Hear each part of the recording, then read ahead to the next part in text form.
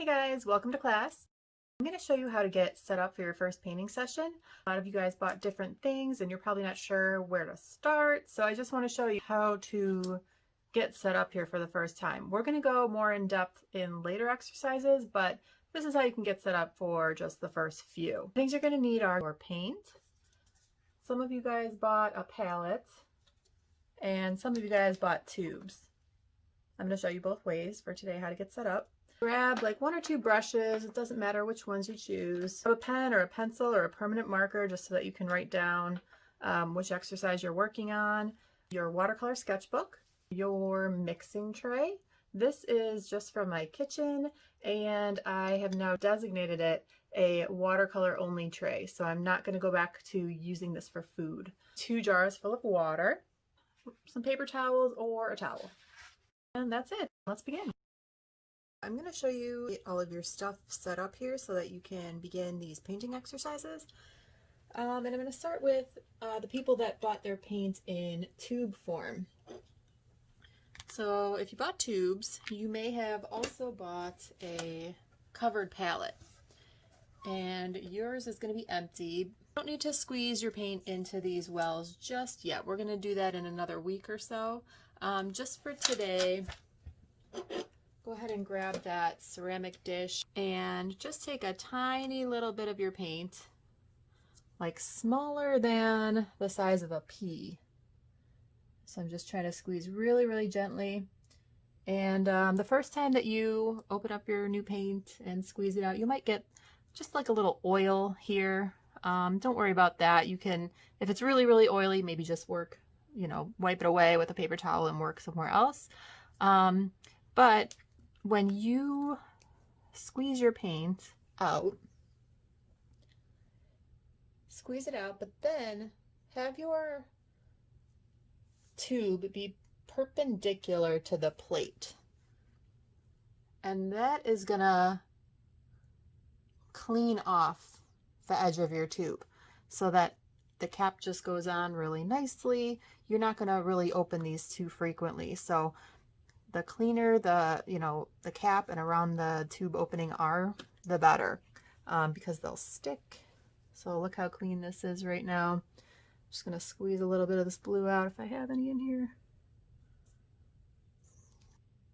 Nope.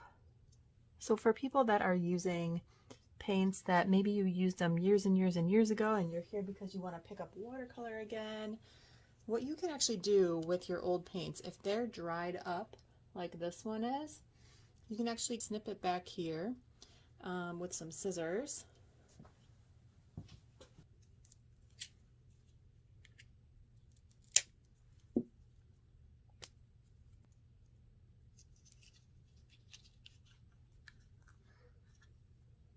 Okay, so some of it is a little bit wet still, and some of it is dry. Either way, you can scoop it out. Even if it's like rock hard dry, you can scoop it out onto your palette. Yeah, this is like really gummy, but it reactivates with water. Any kind of paint consistency with your watercolor. It could be 20 years old. It could be, maybe you left the cap off for a couple days and it dried out. Don't throw them out because you can always get them going again with the water. But this, I'm going to just try to squeeze all the air out, and I'm going to seal it up, and I'll just put like a piece of tape over this. Art supplies are expensive enough, so you want to try to get the most use as possible out of them. Okay. The people that bought tubes, you have your brush, you have your paint on a palette, you have your 2 glasses of water, and your sketchbook. So flip open to the first page and let's just see what we can do with what we have here. So I had a lot of blue on my brush, so I'm cleaning it off in my dirty water jar. See how the water is blue? Then if there's any, tiny little bit of blue left in this brush, I can go over here to my clean water jar, grab a new color, and I just am touching the tip of the paintbrush to the paint And all that water from the brush is going onto the mixing palette here. So I have some watered down paint on my brush, and just paint anything. It doesn't have to be a thing. Just paint some swatches. So look how that's really, really watery. So it's light brown. What if I choose more from the paint area? I'll go right next to it. Look how dark. So the exact same color, more water, less water, lighter, darker. Okay, let's try another color. So I'm going to clean my brown off in my dirty water jar. Just swishing it back and forth, dragging it on the side here, and then get some new clean water. Try this blue.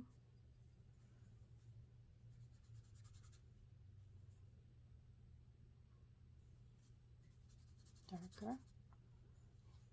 Let's see if we can get it really, really light. Clean it off, get some clean water, and I'm really going to water it down. Lots of water, tiny little bit of paint. Look how light you can get it. Okay. What if we mix these colors?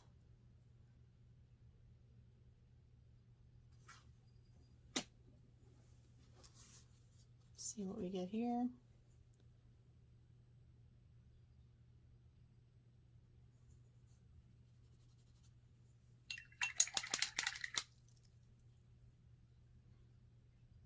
Try and reactivate this light blue over here with some water.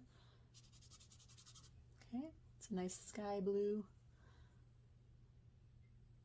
Try mixing all three of them. And we're just kind of playing around, seeing what we can get here. Okay, so that's how you can get set up for this whole first module. Like I said, we're going to fill our palette in the future, but for now just use this. And along the same lines of like saving paint, after your session today, go ahead and just save this. You don't need to toss this or rinse it all off. You can use this for more projects in the future. Okay, and then for those of you that bought palette, this is what mine looks like. So it came with all of these individual little pans, they're called. They pop out. These are actually called half pans. So these are half the size of a normal size or a whole pan. But they pop out. You can buy more. You can change out your colors. And that's how these ones came. And then my mixing area is included over here. So before you start, you can just take your spray bottle and just get them all a little bit wet. You can let them sit for, a minute or so just to have some of the water soak in and get them all ready to work for you. And that just helps them not be so dry when you go to work with them. So here's some clean water. Okay. If I want it to be darker red, get some more paint on there. If I want it to be a really light red, I could take a little bit on my brush, put it over here, and I'm mixing all that water on my brush with it to make it really, really light. There's barely any paint, but a lot of water. It makes a nice little pink color.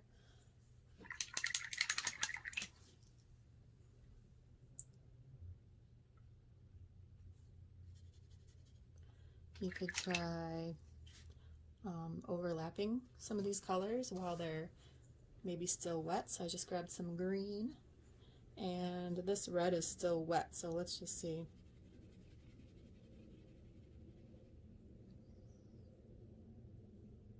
Okay.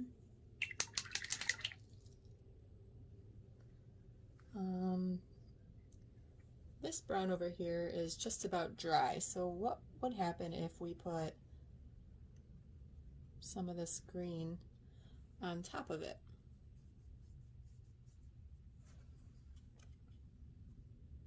Okay, it gave us a new color. So we had the brown underneath, the green on top, and where the green overlapped the brown, is kind of like a third color. Okay, we'll talk more about watercolor transparencies later, but this is really just how you get set up and ready to go. So get to this point, go ahead and start that first exercise.